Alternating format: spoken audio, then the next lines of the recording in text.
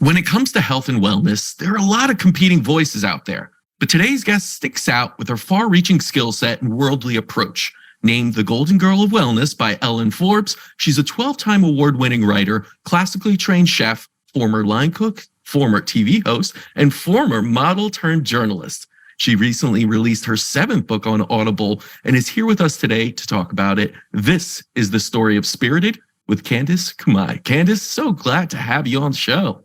Thank you, Casper. It's so nice to be here and to finally meet a co-friend or like a mutual friend, like a dozen people, maybe more. The networks within the space are pretty serious, aren't they? And the synchronicities of things and similarities. And the one thing I learned in listening to the book, which I truly enjoyed, and everyone should go out and listen to, is that we have this similarity of having Polish fathers. Oh, yeah. And we were bonding over how it's amazing, but it's also very mysterious. And I tell you everything. And there's some stoicism in everything that they do. Everything. And I think the same thing when I met you, Casper, at first, I was like, oh my God, he has an amazing personality. And sometimes people look at me and they're like, how the fuck did you come from your father? I'm like, I don't know. Yeah. You know, the thing is also, I feel like my father could sometimes just turn on the charm a little bit with strangers and then go back to his like regular life with me and just be like super stoked. And people like, oh, you must love him. He's so friendly. I'm like, are we talking about the same person? Same guy. Yeah. He has friends he meets with coffee like every week. And that's where all the jokes and the playtime go. And then also still volunteers like at the food bank and at the shelters. And I think they see a charming side of the Polish father. And both of our fathers are also immigrants, which their fathers and mothers survived World War II. I can't imagine what they went through. I only know like snippets, like you were saying as well. So I also really believe that sort of mentality of the war and the hard times in the old country, it lives through them. And it's somewhere in us too, which might be why we work so hard at what we both do. But I agree with you.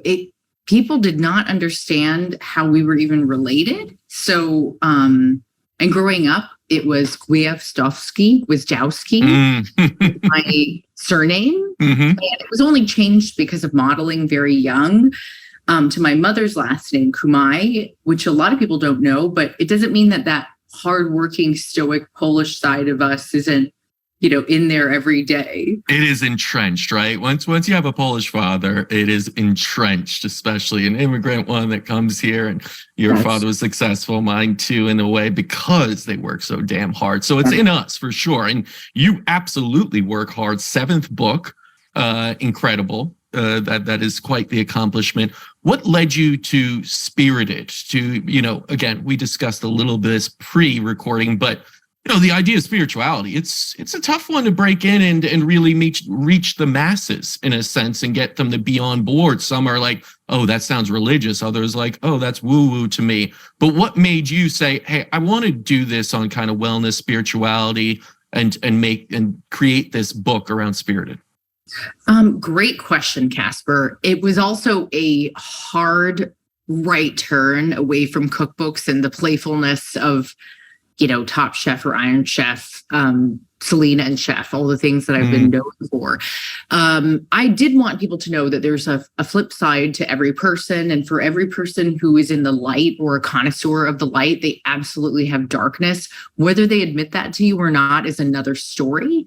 And I felt like it was time for me to be a little bit more honest with my audience about my own addictions, my own hardships, my own family, and how I wasn't doing well. And how could I teach people wellness if I was actually sick myself? And I wanted to be much more honest with people. So I figured if I'm going to go out with an Audible original, I have to tell the story and I have to be very real. And so it was the only way I knew that I could share the Polish father raising me Catholic hardcore and the Japanese mother raising me Buddhist hardcore, and sort of being caught between these two worlds of Buddhism from the Buddhism from the Japanese side And then being Catholic and Christian on my father's Polish side, I also thought it was strange that we did not discuss the beautiful relationships between people that chose to marry outside of their race. Mm-hmm. And for everybody to know that they chose love above all things. They didn't choose this person because they were Black, white, Latino, Muslim, etc. They chose them because they simply love this person. And so my mother is still a Buddhist. My dad is still a Christian, and they are best friends, and they go to Costco every week, and they're like in heaven together buying whatever Costco brand of insurance, air conditioning. I'm saying, oh yeah, we got the air conditioning at the Costco. It's on sale. Great price. And my dad will be like, oh yeah, Costco, amazing. We got to look into the stocks again. So they just have common bonds. And I thought we needed to hear that right now. So there's still food and nutrition and beauty and all the things I'm known for. But there was just this one thing that was missing. They say the first half of life is about the body, and the second half of your life is much about the spirit. Right. And it seems like a lot of us are stuck on the body. You know, they don't make that transition into the spirit. And I feel like, or maybe they're making the transition now from body to digital, right? Because it's kind of like body to AI. Yeah, right. We've gone there. And listen, I really appreciated that you were quite authentic in this, in a sense of being like, hey, like social media is a big deal in a sense, but it also is corrupting us. Can we acknowledge that? And also saying, as somebody that's been in the space for so long, I authentically will acknowledge I've gone through shit. I've had health like issue and mental things here and there that we all have. I know myself being in this space also, and just like running a clinic. It's like, I feel like I can't tell people if I ever get sick. It's like if I sneeze, they're like, wait, you didn't do a treatment for that? What, are you sick? Or something? Like, what's wrong with you? You're a fraud. And it's like, no, you're allowed to have these days, right? And I feel there's a facade around it, around the idea that's pulling us away from spirituality into the digital world, into a fake existence. How did you navigate that, being in the public eye, being this, this golden child in a sense, and still able to tap into a spiritual world when so much of what goes on pushes us in the digital and away from that?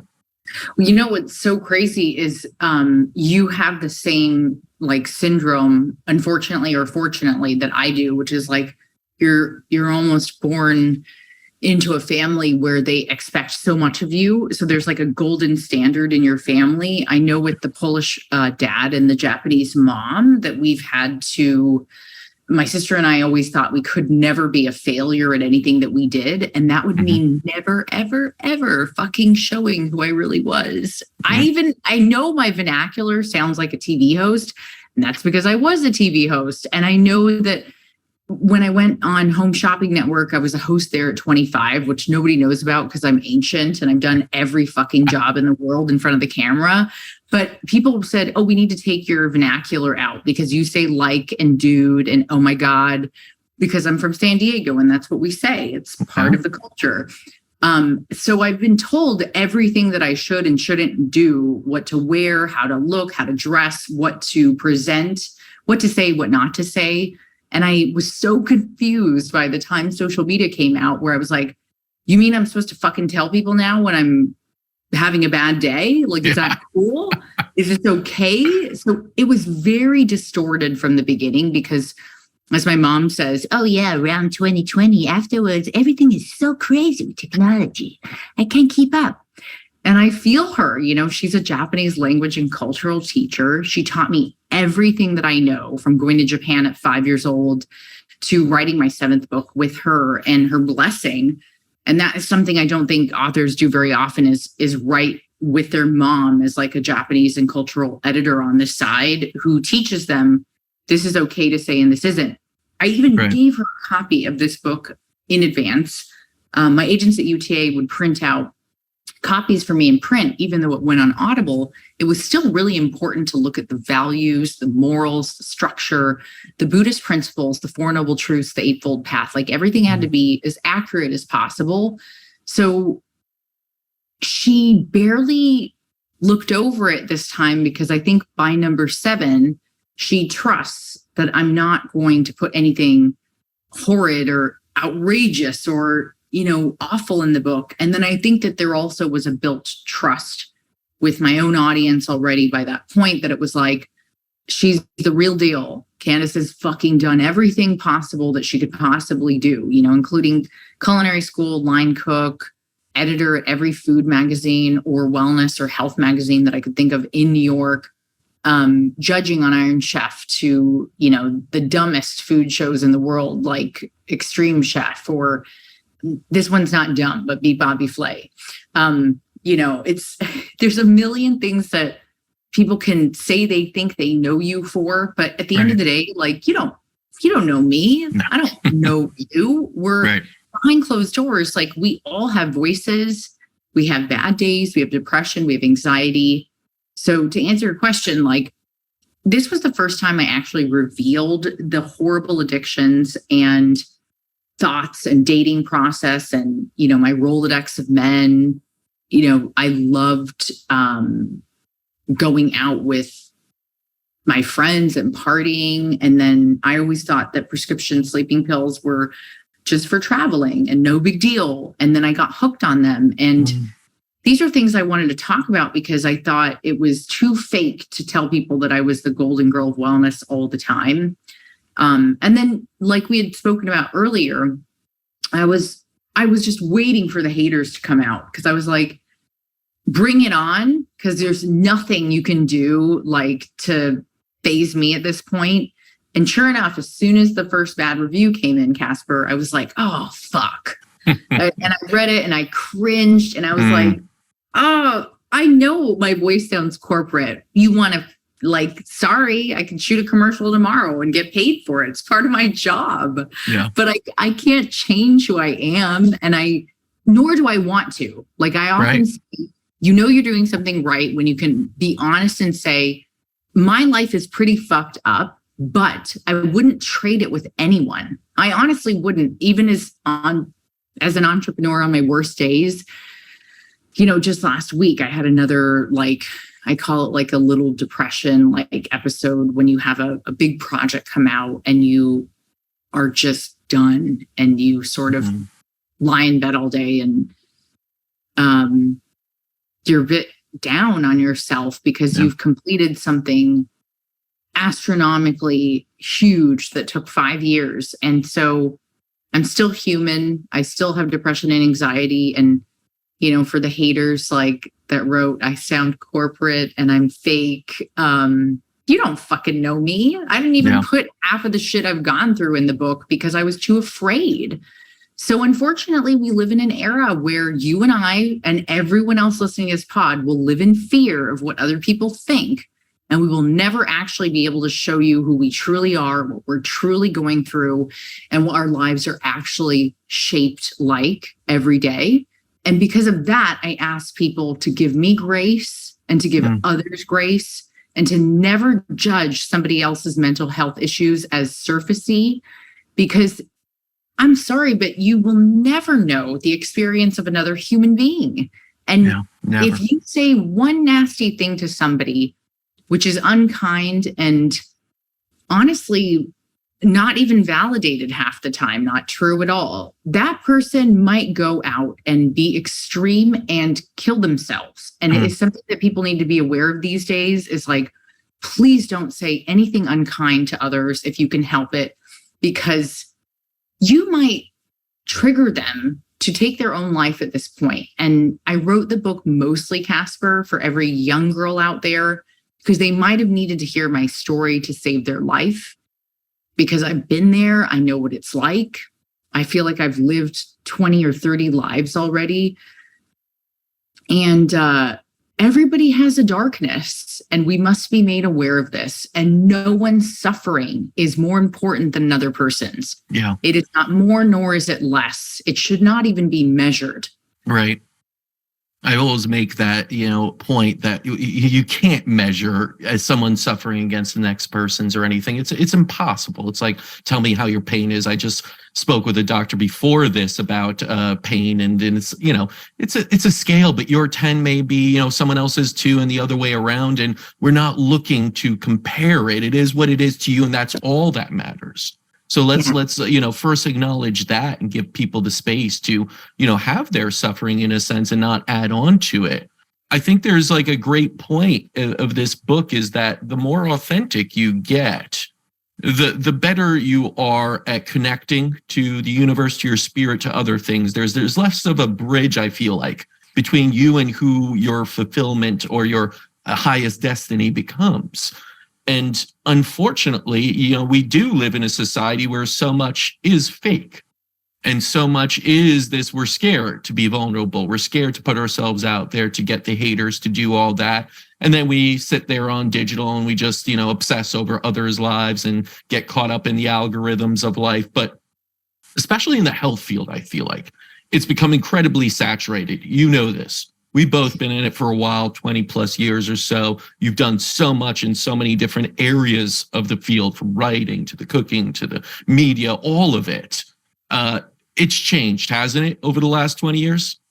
I wish I could say we're the best. I wish so too.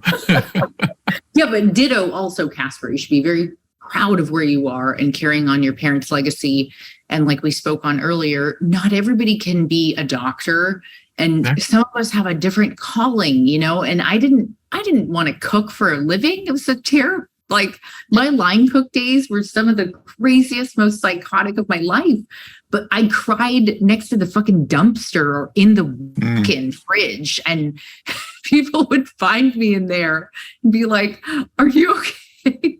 Right? No, I'm not. It's, and also on Top Chef, I was, the youngest person to ever be on the show for the first season, but the youngest of all time ever. And that was a really brave position to be in without even realizing that I was brave. And I do want people to know that was 2007. It was so long ago that I don't even remember. I don't remember that the climate was so different at the time. I'll say that. Right, right. So publications, like I used to be in-house at a few, including Shape, Men's Journal, Men's Health, Women's Health, and in-house at Rodale or AMI. And whether I agreed with what some of these magazines and publishing houses did or not, because some of them are still tied to tabloids and gossip columns or gossip magazines, I knew that it was just a machine. And so learning the process of being an editor, a food editor, a wellness editor, that was work and a skill set that I learned so much from, that I could go out on my own and write independently for Vogue and Cosmo, Well and Good, and have done so since then. And then now I shoot and direct and produce like documentaries and video content for people like NHK World, which is Japan CNN, or Shiseido, which is, Japanese beauty at their largest scale. And it doesn't make me any less of a fucking human. And that was something I think I want people to know, is like, I still hurt, I still cry, I still crawl in bed and get depressed. And just because you get shacked up with somebody doesn't mean that you still don't have lonely days or trying times. Relationships take a lot of work. And just because I still live back in the city of dreams, it doesn't mean that I sometimes sit in my own apartment and say, why isn't the phone ringing? Yeah.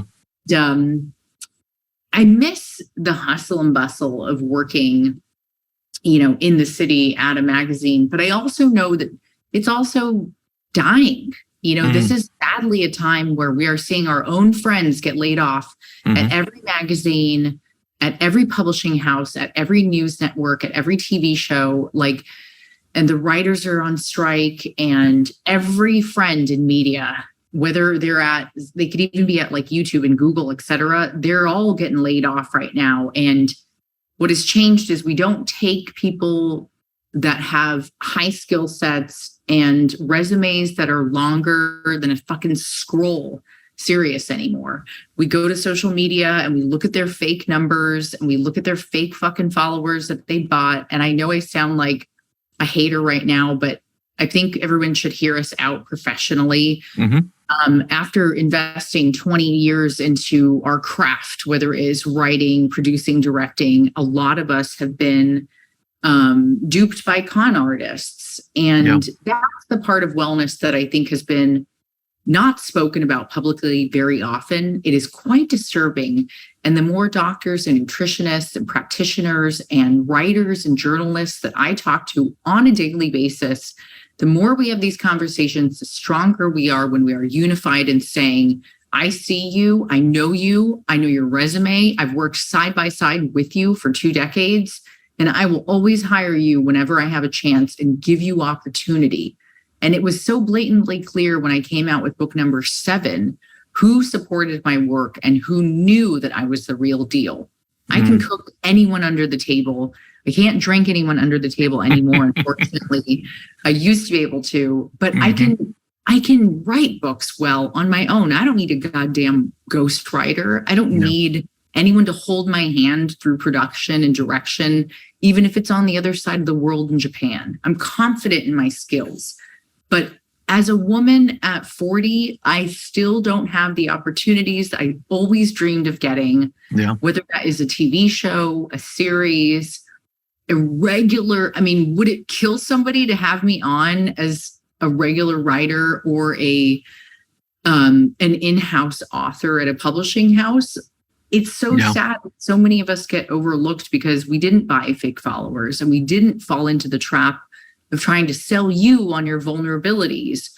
People like you and I, Casper, care about one thing, and that is being of service to other people. Yes. And unfortunately, you don't really get rewarded for being a good person in this world anymore. And that is the part of wellness and health I would like to change. Yeah, it's pervasive now, and I've seen it in medicine as well. When I look at the industry, even just alternative holistic medicine, integrative medicine, you see doctors that market themselves well and doctors that actually help patients. And it's very rare you could do both. Part of what I've always wanted to try and do is give doctors the environment and space to really focus on the patients and help them with all the other tools such as marketing, everything else, so they don't have to step away. But, I hate that when sometimes, my father has worked all of his life in his 70s now, and a new guy that's just been on some show because he got to 100,000 followers, and they go to him instead, and, he said something different about it.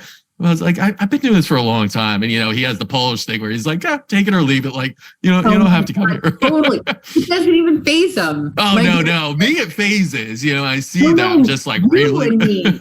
Yeah. We are the millennial generation that is so, oh God, do we have problems? Our parents, though, it's so beautiful to see. When I had a breakup, I remember I flew home to Cali. I went and saw my dad. I think my mom was in Japan, so I didn't get to cry to my mom. And going home to my dad was going to be rough. My friends dropped me off to him, and they were like, "Take care of Candace." And I remember crying to him about the guy that I had the breakup with posting on Instagram immediately. And he goes, "Instagram, what? Who gives a shit? Get back to work. Give yourself 30 minutes to feel bad." And it was so funny that I tell the story to my girlfriends from college and high school and even elementary school all know him. And we die of laughter because it's so classic to have this beauty of somebody who is unfazed by the mental health distortion. And I feel you 1,000%. Like I said, my partner works with Dr. Andrew Weil, and he is a mentor of mine and a friend. And I look at people and I say, why haven't you done your research? Are you this gullible? Are you this dumb? I hate saying that word, but my sister and I use it often because it's true. I mean, I think it was Courtney, our mutual friend, that taught me. She said her father said, never underestimate the bad taste of an American. They are a lot worse at times. And I'm so proud to be an American, and it's hard to say that some days. But I also am proud to be a child of immigrants because there is a sense of integrity that you have to have in the work that you do. I like to follow through with my emails as much as I can. finish my books on deadline, show up and do the extra work as much as I can. But I also do research on who I work with and who I choose to spend my time with. And I think that added value at the end of the day from somebody like your father or Dr. Weil, who's been practicing for over 60 years, I think going to somebody who is trusted and real, you will get better results versus somebody who is good at marketing, a con artist, and has like a huge ass email list. Like, I don't give a fuck about your email list if you're taking care of my, whatever it is. Yeah. I was gonna say something my dad had, but my dad keeps all this stuff secret. I was gonna say, don't. He will not appreciate that. But I mean, I care about experience, skill set, integrity, and why doesn't everybody else? And if you do, could you please help Casper and I out and start hiring people that have elite resumes of just beauty and integrity and grace in the things that they do in this world? Not everything is about a snatched waist, fabulous, clothes and purses and elite vacations, or paying somebody $200 for a fucking seminar, like webinar. Yeah. Life is about going through a walk in the forest or the woods or jumping in the ocean. And it's about being wild and free. And until people grasp that, I think that they will always try to go to the guru type of person and waste their time and money on a doctor that has been marketing themselves to be famous. Yeah, I think a big part of it, Candace, comes down to this idea of we've sort of lost our intuition, which I think is a part of the spiritual experience of us, where we sort of innately know something is good or bad. And then we see something flashy and we run over there, even though intuitively we know that's not really going to help me. That's not really for my highest good. That's not someone I feel can truly heal me. But we have lost that intuition. And a large part of that is because we live in such a complex, informational, digital world, and we're not connected to nature. You said it yourself. You traveled to Japan from New York City, and it totally changed, right? The city is just wild things, lights everywhere. And Japan is much different. It's quiet. You were around monks at times, right? Talk about what that meant to you, because I found in traveling around the world, and especially to places where you have very different cultures, and it's a little bit more natural, whether it was, I've been to Africa and been on, little expeditions in Jordan throughout the desert and, with the Bedouins. Those were the ones that brought me back to my authentic and made me feel good and healthiest. So talk about that experience and how you put it in the book of going to a place like Japan that is so spiritually inclined and so beautiful in so many different ways, and how that changed you as someone from New York City. Yeah, I mean, I want people to remember, I love that you are well-traveled yourself, Casper, and that your family hails from Poland also. There's a depth and a wealth of culture and knowledge and experience and inspiration that people rarely find in their own heritage. And I say to all of my readers, if you don't know who you are, then go back to where you came from. It's one of the easiest ailments to feeling better about yourself is knowing, just the practice of simply knowing that your ancestors went through far harder things than you did. And knowing that your grandparents lived through things like the war, and their parents lived through famine and war, and they saw shit that, we probably couldn't even process. Maybe we saw it in Call of Duty or something on a game show or, a fucking video game, but we never, sorry, it's a game show. I meant a video game. I think that we, as humans, have this experience, right? And we take it for granted. Like you and I were both saying, my father came on a ship. He said everyone got sick except his baby brother. My grandfather was a POW in Poland, and he had to escape off of a train from the Russians. And it's a real story, even though it feels fake. And when I go back to Japan, like you had asked, I drove with my crew from Beppu, my mother's hometown, to Nagasaki. because we wanted to see how far it was from where my grandparents lived when the bomb was dropped, 1945. And it was 100 miles.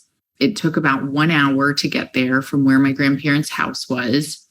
And then we sat and interviewed about 8 different survivors. And I know I talk about the monks all the time, but some of the most prolific work I've ever done in my life was with the survivors of Nagasaki. They had like a light glaze over their eyes from aging or possibly from radioactive material that is still in their body. They are the most beautiful people I've ever met in my life.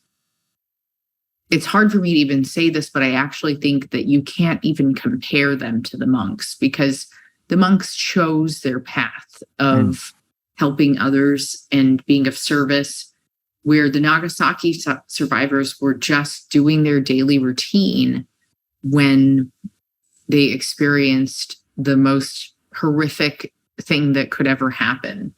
I so often wonder why I choose to talk about war in so many of my books and in my writing.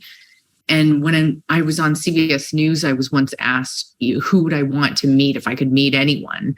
And I'm sure people would say, oh, yeah, Jimi Hendrix, Marilyn Monroe, and I just said, I just want to talk to my grandparents, because there was a language barrier in Japan and in Poland. And if I could sit with them and hear their stories, I think I might figure out who I am a little bit more and why I am the way I am. So when we were in Japan, I think that being with my crew of all young people between 20 to 40, my mother joined us and she took us around her hometown. And I had gone there many times, but you go with a news crew and a documentation crew, it's a little bit different, and your mom can tell you some deeper things. And we went into the mountains where there are Buddhist statues, stone Buddhas called Sekibutsu. And my grandfather used to go there and paint them. He's an impressionist painter that was on his way to becoming somebody in Tokyo at the Tokyo Metropolitan Museum. And then the Japanese were being bombed out by the US, and my grandfather had to run and flee and go back to the countryside. So it wasn't until my mom and I were there where she said on camera, you're carrying on the torch for your grandpa. I'm like the last Kumai family member that is in the arts. I will be the last person to carry both the Gwiazdowski and the Kumai name in certain areas of the family in the arts. And so I feel like a duty as an immigrant child, and I know you will get this, it is my duty to make them proud of what they did and what they sacrificed for me and my sister. I can't even imagine. And I want people to know this too. My grandmother cleaned the hospital in Connecticut, and my grandfather, after being a soldier in Poland and a farmer, he cleaned the hospitals with my grandma. And I sometimes think when people talk down to those who aren't in elite spaces, who do you think is picking up your trash down the street? Who do you think is serving you on the back end when it comes to just everyday packages and shipping and sending you, your overpriced handbags? Like, it is not okay to speak down to others or to think that you are any better than anyone else just because you have a figure or a blue fucking tick next to your name. Nobody gives a shit when you get up to heaven and God asks you what you did on this earth to help others. So the thought behind this is always be kind to others. You don't know where people came from or who they were, what their family went through. And always pay an homage to your family, your grandparents especially, because they lived through far harder things than we ever will. Casper, I don't even think we can complain about these, doctors that market themselves, or even the spiritual practitioners and wellness writers that market themselves, because we owe it to our grandparents to be better, right? Like you and I are better than that. And I think maybe that's where the gift is as well. I got teased terribly as a child, both for being Asian and for having a long Polish last name. And I think God somehow shaped me into the creature I am today to remind people, later in life, be kind, because I think the same kids that made fun of me growing up are now looking at me with eyes of awe when I'm on the Today Show. Mm-hmm. And I just, remember what that felt like. I remember the kid that made fun of me on Top Chef. There were several of them that were very mean to me and vulgar and disgusting. And I, at 22, knew enough to know to be kind and to take the high road, because I saw my mother and father and my grandparents in the back of my mind, as I know you probably do too, and all of you listening do. And I said, what can I do to make them proud? It would be shameful if I acted like an asshole on TV. So I'm going to do the right thing, and I'm going to continue a family legacy that I can be proud of, so others know that even though it's the harder thing to do, I think being a good person and doing quality work and having integrity in what you do is the right thing for those of us who get it. Yeah, I think a big thing we could take out of this is, number one, respect your elders. They have so much wisdom with them. I feel like sometimes it's, you look at someone, they don't have a cell phone because they're older, or this and that. You look down upon them. They can't live in this modernized technological world. It's like what they have within them, the experience, the breath of wisdom is just incredible. And to hear what they've sacrificed for you to be able to get here, in a sense. And I say you because it could be anybody. So even we know a little bit of our lineage, right? Of you have Japanese, Polish, I have Polish that go back. I don't even know how far I could go with it, but I do know that, and it definitely makes me who I am. Whereas some people don't. You get the whole, I don't know, I was born here, I'm a mutt, this and that sort of thing going on. But you could always look to ancient civilizations, to generations past. You could ask stories. You could do that investigative work and try to figure it out, even if it means going to one area you think you were from and seeing how they lived for a while, because I think you become very, very grateful. I remember traveling to places outside of the US and going to third world countries when I was young.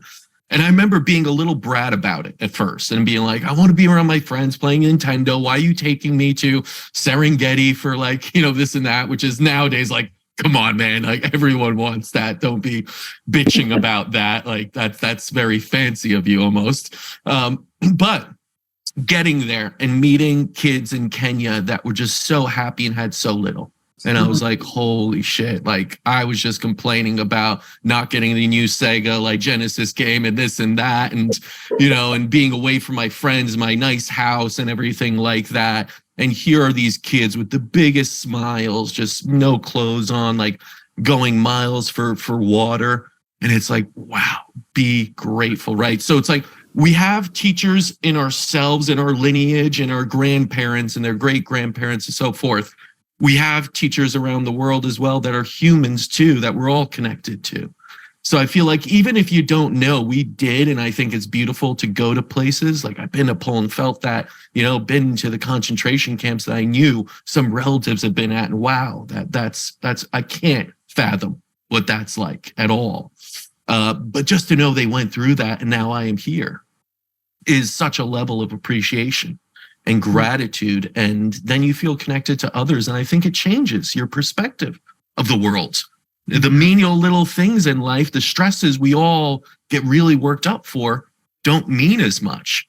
And I do think that's part of the journey, is to go out into the world, connect with others and see and be very grateful for your life. So I think that was something I absolutely kind of pulled out of your story. So thank you for that. And but I wanted to kind of go back a little bit, because there is this, again, it's very hard to break free of addictions in the world. And a lot of times we like to say, all right, it's drugs, it's this, that. But no, it's the cell phone we hang on to and everything. You had a great quote. Social media is about the worst thing that Buddha would have imagined for maintaining inner peace. So Candace, if we can't all go travel around the world just yet, even though I feel like if we prioritized it, maybe we could. But what do we do to start to find inner peace? Wow. Well, this is a great question, Casper. It really is a process that is going to be uniquely different for everyone. So I often say this in my work as well. It pains me when I see clickbait and quick fixes because it's bullshit. It's not going to work in a second. It's not always going to be some aha moment. You're not all going to find it's nearly impossible for one guru to tell a room full of 1,000 people that got duped out of all this money to tell you that their way of doing things is the way. I think the more I've studied Buddhism and also, Christianity and practices way beyond us, like we're talking thousands of years of civilization and how actually simple life is. It's breath work, it's sleep, it's going for a workout, it's knowing, the practice, like I said, of knowing is so simple to know that you will not be the last person, nor were you the first person to go through what you are going through right now. As painful as it is, all the people that have wronged you, it will continue for as long as humans will exist. These things will continue. And your situation may be unique to you, but you are not alone. And I think that just the comfort in knowing sometimes brings people this inner peace, knowing that it is broken often, especially by our overusage of technology. I am included in that. And I would love for people to know that I always say this too. I'm an imperfect person. I'm a horrible person. I am a monster. I am a total brat as well. I also wanted the Sega Genesis. I am all these things. I am also a wonderful person and kind and loving and very generous. And I can be all these things, and it is okay. It is okay. I often feel for people that get taped on the airplane having their freak out, because I'm like, that can be you and me too. Yeah. And why are we doing this to people when life is tough enough as it is? Can you give people more grace? Can you give people more patience? Can you listen to understand instead of responding? Can you look to the Four Noble Truths or the Eightfold Path? If you would like to look them up, they are very simple to look up. I obviously have them in the book Spirited, but Thich Nhat Hanh has a wonderful book called Being Peace. And I call it like the ultimate starter book for anybody who's just curious about Buddhism. It's more of a lifestyle and not a religion. Yeah. It is not dogmatic. And I never wrote the book so that I could tell people like, be this, be that. No, come as you are, flaws and all, piece of shit and all. I could care less. In fact, if you're a wild person who did party a lot, I'll probably like you even more. There are a lot of layers to people that I find charming and graceful and fun. And if you're a dud, okay, cool too. I can have a conversation with anyone because I'm very interested in the human experience as a whole. Yeah. But I think that peace is something that we can all look to for different things. For me, I find it in animals like cats and dogs. Mm-hmm. I find it in flowers, and I find it often in the water, which is why I work so hard, is to always be by the water in some way and form and shape. And also what you said earlier, Casper, is right. We can practice gratitude, grace. The more I realize how much we have and how lucky we are, the better I feel about my life. When I'm on social, I will compare myself to other people. Mm-hmm. Whether I want to say to myself or realize that I'm even doing it or not is that trick that I think Buddha would not like social media at all, because he would say this is stupid. I often also think to myself, what if I told one of my monk friends in Japan, like Sasaki-san, or even I work with a reverend out there, Reverend Takafumi-san.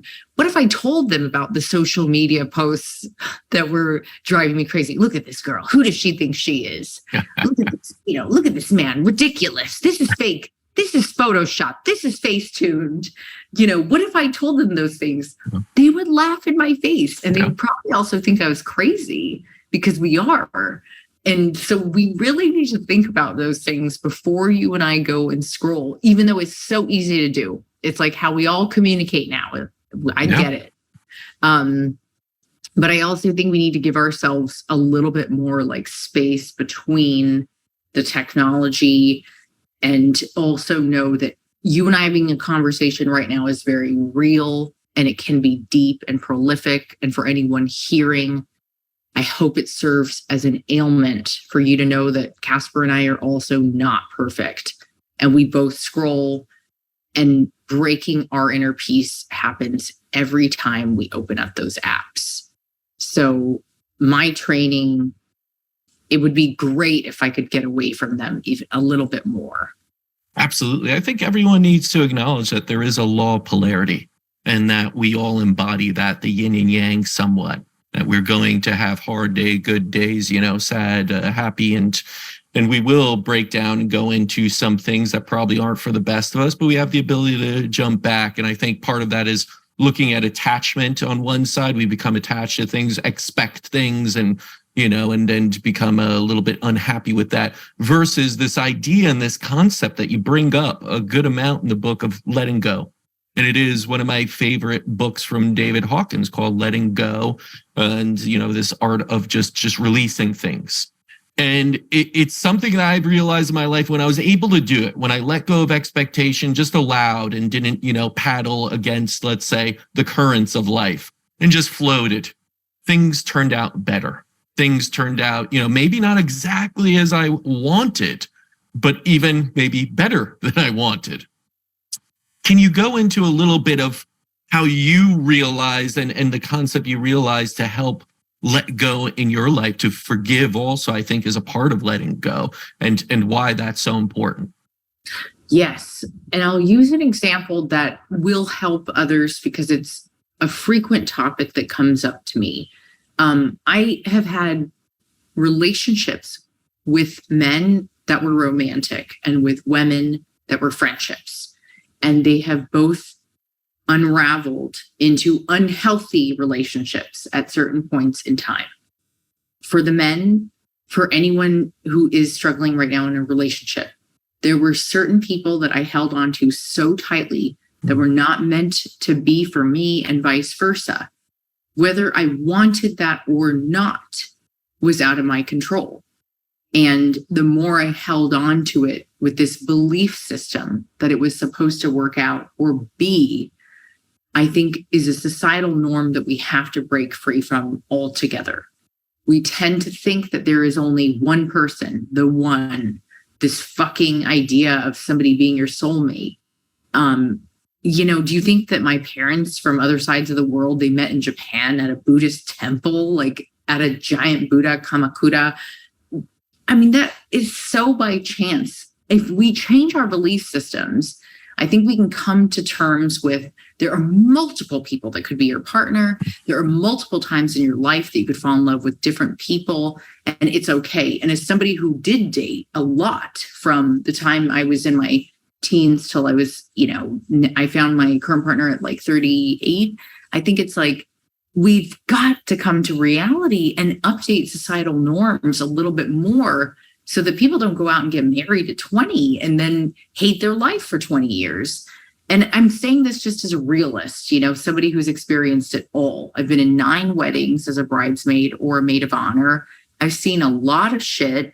I mean, I wrote for Cosmo and Women's Health and Shape, and sometimes I'd get asked about relationship stuff. And I feel like we need to become more updated when it comes to relationships, and letting go is an easy tool and resource. Maybe you're holding on to an old idea or an old belief system that no longer works for you.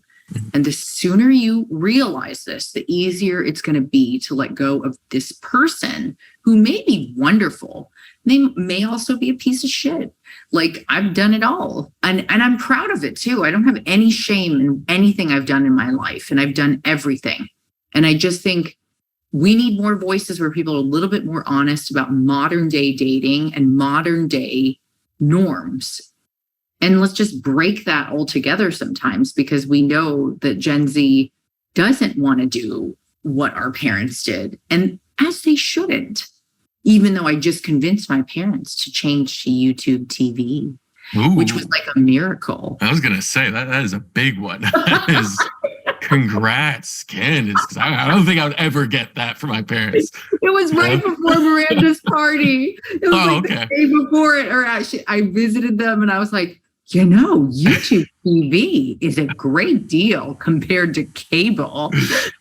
Well, you got them on the deal then. They're probably like, we don't care about anything else. You're saying we can still watch things and save. And there you go. It was telephone, cable, and internet. I think the all-in-one was like $200. And I said, well, if you do YouTube TV separately, it'll save you like $30 a month. Oh, they're like savings? Yes. Oh, it's sad. Yeah. Yes. They get that. The power of a single dollar saved is like tremendous. It was fabulous. People can change, you see? And they can. The second part that I hear all the time, this is still something I struggle with to this day, which I want women and girls to know. Okay, so not every girl friendship is supposed to be forever. I mean, I don't know how guys are. I think men are a little bit more simple with relationships. But women are really complex. I mean, there are layers and layers of jealousy and really just dishonesty when it comes to women friendships, where there are people that I'm sure there are tons of people that have talked behind my back while we've been friends. But what I don't think a lot of them have personally admitted is that they were unhappy with their own life. And therefore they projected that onto me, somebody who went out and lived wild and free and chose this path for myself. Like, I didn't want to get married young. I didn't want to have kids young. I always knew that about myself. I was always a wild kid, and don't you dare try to hold me back. I mean, that was like something that I fought my whole life for, was freedom. So I think women need to come to the realization that if they're friends with somebody who is miserable, who doesn't act in kindness in their own friendship, they need to learn to set a boundary and let go. And I do talk about that quite a bit in the book too, because I think women need to get like permission for some reason to say goodbye to an old friend, or maybe it's a new friend. But as soon as it feels toxic and you're not feeling good, honey, let go. And you don't need permission from anyone. No. The two things you mentioned there in relationship, friendships, both relationship based in a sense, but these idea of norms, of things you must or shouldn't do. It's like, it's just got to come from here, your heart. Like, you got to tap in here and be like, is this right for me? Even if the norms change, it's like, you are not the norm, I hope. Like, no one is, in a sense. We're all so unique, so different. And that idea, like, sometimes we stick in things just to, be a part of something, or be, we can't be afraid to step in to our truth, even if it does hurt at first, right? Change is painful. And I feel like people just stay there in paralysis and don't change. That's unhealthy. That's stagnation. Stagnation is death. That is such a beautiful point, Casper. People have to realize that sometimes you don't want to break up, right? Because it's so painful and you're like, fuck. I actually know somebody from my 20s that said they didn't want to break up with somebody because this was not my friend. It was my ex-partner's friend. He said that they had like a Blockbuster account they shared. And I was like, what the fuck? Like I'm miserable, but there's Blockbuster for free. But that was like so unbelievable to me at the time. I was like, what? It was just like, sorry to say this is totally off subject, but on Top Chef at 22, I knew that being an asshole on TV was a bad idea. Could not fucking believe how many people that were way older than me and way more like established. Wow. Did they not give a fuck about looking like an asshole on TV? Mind blowing to me. The things that people say and do and believe, this is no judgment. Everybody should come as they are and do what they want. But I do think that a lot of people stay in bad relationships, or they don't know how to end it because it is so hard to do, whether it is the girlfriendships or the guy and like relationships in love or friendship, either one.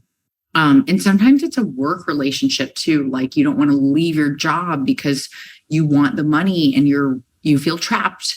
As soon as you feel trapped, my friend, that is when you have to listen to the body and the heart, like Casper said. Like, this doesn't lie. Your mind probably plays all kinds of Jedi shit on you. Yeah. But I always say, I know the human heart can also be dumb, because you can fall in love with just about anyone. But I truly believe that your intuition and your inner, like, say something, your body rejects something, you'll know. And it would be easy, and I would be gentle. And just like Casper said, it is going to hurt so bad. I hurt so badly over an old friend group. It was probably the worst pain I had in a long time. And it lingered for years because I held on to the idea that we should be friends forever because my mother told me that. And it was not true. Mm-hmm. It was not true. And I want people to know that you don't have to believe everything that your mom told you, even though she was right 99.9% of the time. That one little thing about being friends with your college friends forever, unfortunately for me, it was not true because I outgrew a lot of people in different ways. It doesn't mean that their life or my life is any better than the other at all. It simply means we're like on different paths, going on a different trajectory in life. And I love them. I wish them the very best. And I forgive everyone, including myself, for being a bad person during that process. And I think if we can learn to forgive those who have wronged us and have hurt us, I mean, I can't even count how many men I feel like I've been crushed by. But I'm grateful for each of them because they taught me a lesson and it made me who I am today. And of course, they still peep at all my stuff. Who are we kidding? That's not going to end, girls. It doesn't mean anything, though. It just means he's probably curious about what you're up to. Yes, curious, jealous, all those different emotions around that we have as men. But the thing that pops. Why do you guys do that? No, Casper, you can't change now. Okay, all right, let's stick there. Look at your ex's stuff. Why? I think there is a general curiosity to it all. Like, if I'll tell you honestly, from my side, there's no like negativity around it. Like I actually get happy when I see they're with other people and things like that. I'm not of that set. I don't have that attachment, right? When it's over in a sense. And yeah, I learned that for many times of screwing up and not letting go and being there and be like, oh, I can't do this. And you stay in way too long and you get miserable. The other side get miserable and you just stay together for what reason? For the comfort, in a sense, so you don't have to go through the pain. But the thing I was going to say, Candace, is what if we reframe that? And this is something I've learned as pain is growth. We know this in the gym. We go to the gym. We must have pain to then get our bodies in shape, everything like that. What if spiritually, what if in life, pain we saw as growth? Yes. And we had to do some of that painful thing where the other person's sobbing and you're feeling bad. You're going to go into a life alone again when you were so used to this other person. So what if we reframe that as, all right, this is growth to allow something better into my life, to allow a new partner into my life and allow them to have a partner who really, really, truly in their heart wants to be with them as well. Because you knew it too, right? That it wasn't for that. And it was turning toxic. There were so many that each of them was so unique, right? So every person that we're speaking to now also will have such a uniqueness to their breakup, the nuances of like what made them want to stay together, what was too powerful to tear them apart. And sometimes it doesn't always end badly. Sometimes it's just a knowing that it is time and you move on. I mean, I learned that from death and grief. There's a notion that sometimes you just have to let things go. And when you hold on to them, like we said this earlier, is when you really feel the suffering. But I still encourage this, and I say it all the time so that I can remember it and others can too, is you can never really know what one is truly going through at any different point in their life. So it is always best to be kind. Like, even if you're having an awful day, sometimes I tell people, like, just like the horrible book reviews that we can see sometimes as authors and writers, this is somebody's livelihood. It's how they feed their children. And keep the bills like going and pay the rent.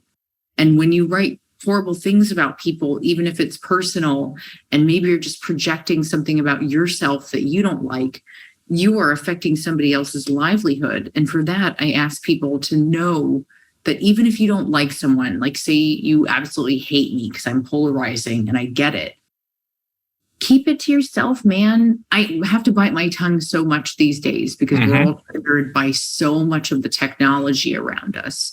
Yeah. But I also think, like you said before, when we learn, we grow, and we definitely go through pain cycles. And if we can actually stop and take a look at what's going on and assess it, say, like my pain cycle is revolved around feeling very much like I don't have the respect or the merit that I so badly look for, because my mother was a very tough mother, and she, in a way, maybe did not see me as a success story because I chose to be an independent writer instead of a doctor or a lawyer. And I always looked for outside validity, and still very much do, which is probably why the poor reviews can hurt me.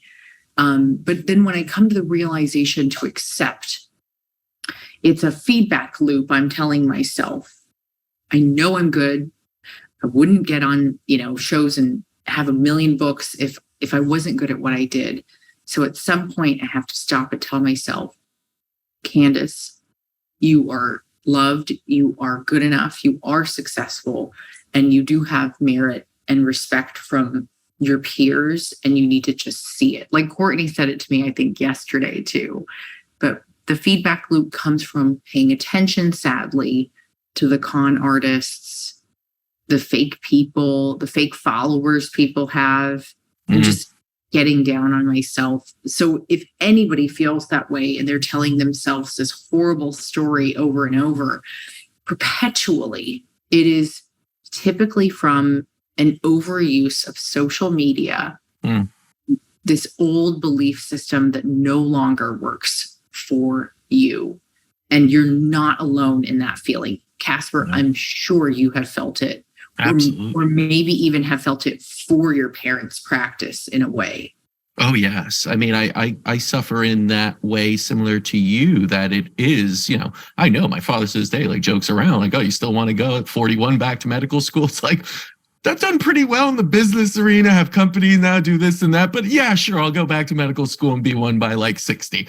No, it's not going to happen. That wasn't my path, and that's okay. But yeah, you're very critical on yourself of all these things and trying to get that. And anyone that says one wrong thing, when you know how long and how hard you worked and what you've done to get to somewhere, it does impact you. But some of the things that I do use in my own life, and I found it fascinating because I do love the Japanese concepts and foundations of things like Kaizen, like Ikigai. And even, you introduced me to the wabi-sabi and, this perfection. And, these are really important, I feel like, concepts that can all help us. How do you apply, because there's so many different Japanese concepts, maybe you could give some examples to everyone listening of how you apply them within your life to then become happier, to work through those tough times that we all are going to experience.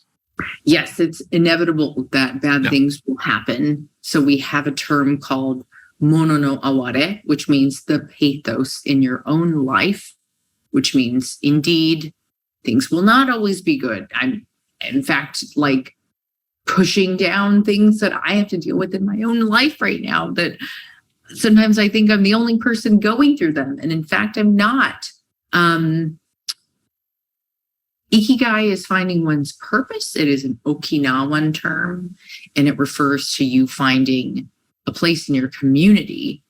And I think you have found that, Casper, and it's important for you to acknowledge it, regardless of what our immigrant parents' wishes are.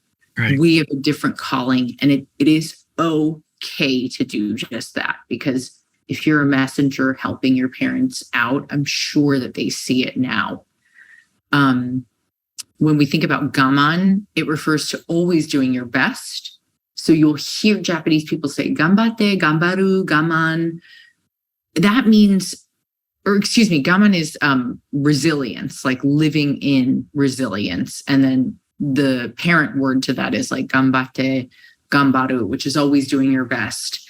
I think as New Yorkers, we're one of the most resilient types on this earth. And you have to be, if you know how to throw a bow on the subway or stand back against the wall in the station, or just simply be aware constantly that bad things can happen at any time. Yes. And accept them as they are. A gambate refers to like an Olympic athlete or a doctor going out for their exams at the beginning of med school. You want to say to people, gambate, always do your best. And that is an anthem we say in Japan to each other, because we do believe as a culture with no natural resources at all, that brain power is one of the only things that they have, which is why they work so incredibly hard. Kaizen is continuously improving. Many people have taken this concept and utilized it into the practice of business. And we do know from the automotive industry, it was used widely during that period of time. I believe in the American boom, even in automotive vehicles back in Michigan. And I think we should maybe rephrase Kaizen for the modern day audience. And I ask people, like I said before, and professionals, whether you're in the business for 10 years, 20 or 50, to look at people and look at their resume and their body of work and their skill set, their professionalism, their candor. How do they treat others? And are you hiring the same people over and over? Is it time for new and fresh faces, new stories, new lenses, new perspectives? We often see a Caucasian westernized version of storytelling of Japan. And it is very sad as a half Japanese woman whose mother is born and raised there to never be able to tell my own story regarding Japan just because I am an American Japanese female. I think that is an easy way for me to say to people, you might have been fed stories through the Hollywood lens that are not true, or just one facet in a complete world of just multifacets. It is important for us to think deeply about these things. If we don't think, we often lose our train of inspiration and creativity. So it's really important to take yourself out of this bubble that we live in. Even if it's New York City, I still tell people explore and grow and learn. I'll leave you with this word, Shinrin Ryoku, which is forest bathing. Sometimes a simple cleanse of the oxygen released from a forest, getting deep breathing in, viewing the moss on the trees and the rocks, seeing the stream, hearing it, audible learning, visual learning. These things can help you on a mini reset in a way. So it is important to go into nature when you can. Even if you don't have a lot of money, I often tell people, you can always find your haven for nature. You can do woofing, you can volunteer on a farm, you can travel all over the world and help people like UNICEF or even Habitat for Humanity, and get yourself out of your element and find like-minded people that do good in this world.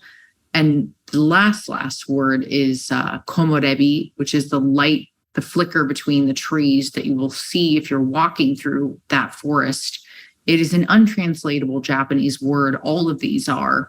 But komorebi will be like this guiding light for you. I see it when I go to Japan, and I always point it out to the Japanese people. I must look like a fool to them, like, komorebi. They're like,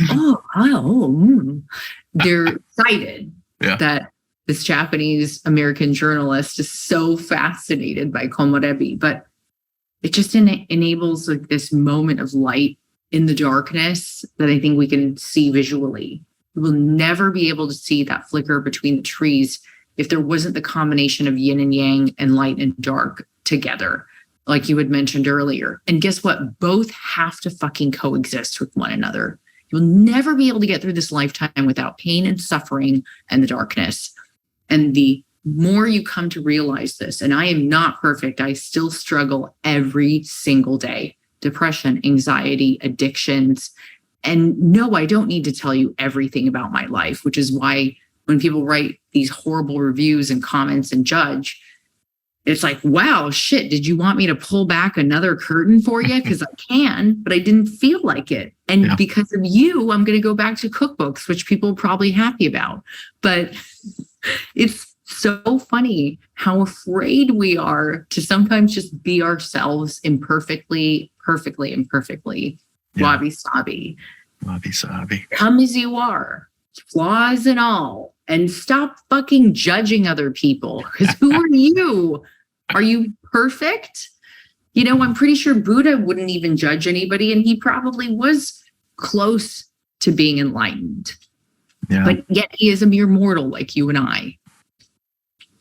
Japanese culture is so freaking fascinating. It's just, you can learn so much. That's what I love from it. And everything you said is just like so on point. And that's why I feel like anyone that listens to this audiobook, Spirited, is going to pull something out of it that resonates with them, right? For me, it was kind of Kaizen hit there and letting go and other things. And through the stories, you could, you know, kind of get that appreciation for how it will impact you and how you could utilize it in your life. So that's amazing. So when is the next cookbook out now, right? You got to do a cookbook because then the haters will leave you alone.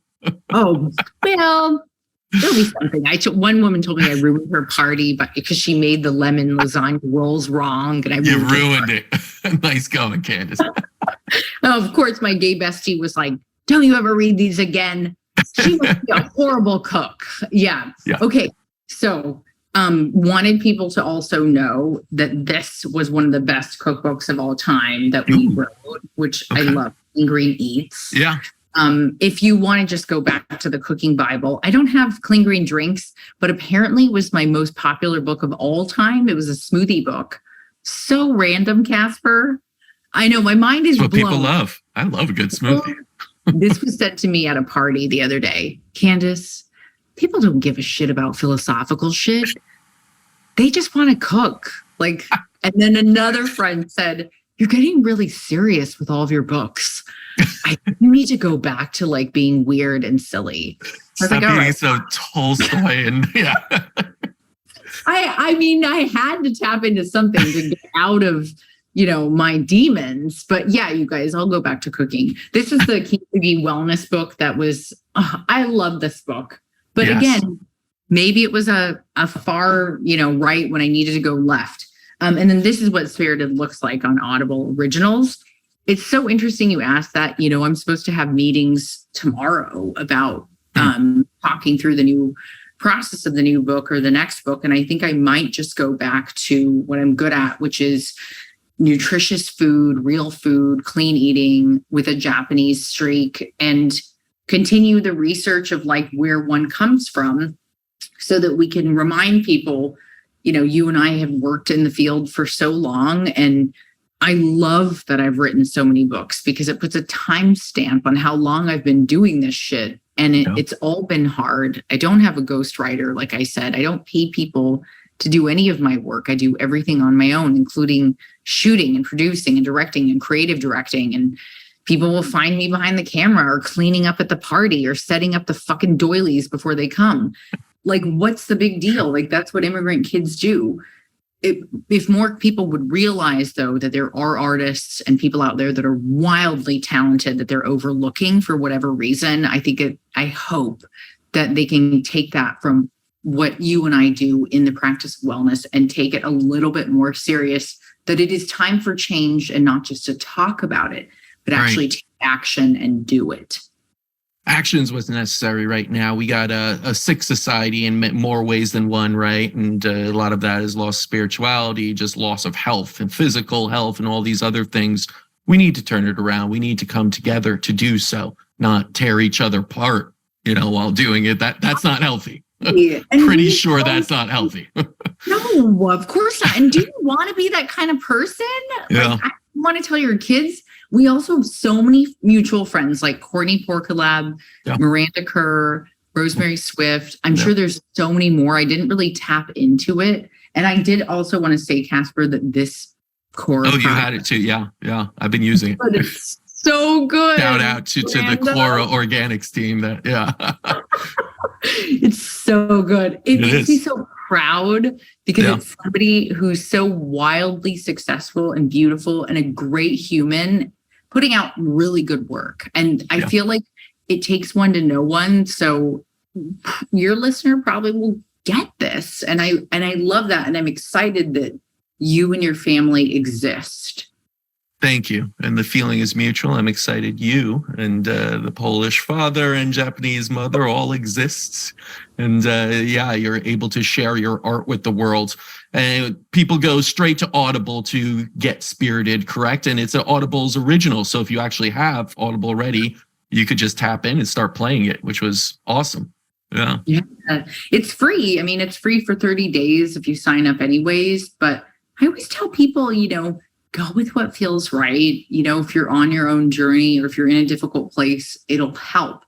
And keep writing positive reviews for the authors that you love and the projects you love, and positive comments for people like Casper, because that is a new form of currency for the modern day artist. And, the more people that understand that, the more we can keep doing the work we do, because it's not about monetization of the dollar bill.